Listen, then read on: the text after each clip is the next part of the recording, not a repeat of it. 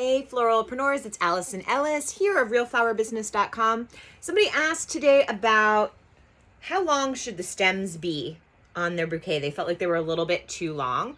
There are a lot of different answers that were given, which is cool, but I'm going to tell you how I do it. So I tie my ribbon, I put my hand on the ribbon, then I put my hand below the ribbon, and then I'm going to cut like a little bit below where my hand is.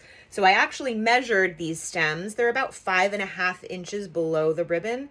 And I think I'm probably going to cut them so they're a little bit closer to like 4 inches below the ribbon by the time I'm done. Okay, so get ready for a fascinating time. I'm going to cut these. I'm going to hold it. See, I'm like, I guess part of why I wanted to make the video is to show you, like, so I'm holding it. I'm backing up from it so I can see it. Yes, I'm not doing this just to stay on camera. I really do just do this. I back up, I look at it, and yeah, then I'm just going to cut it.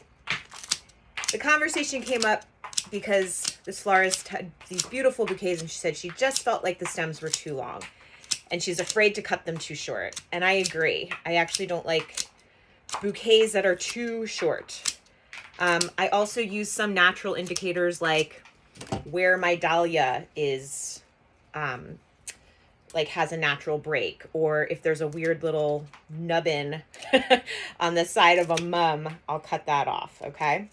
So there we go. That's it. All right. I'll measure it. And yeah, it's about a little more than 4.5 inches when all is said and done. And then I'm just going to stick it right into a vase. And I would normally stick it in the vase a little quicker, but I stopped to measure. So that also shows you how long the stems are, okay? So this is just like a 6-inch vase, and the ribbon is not going to get wet.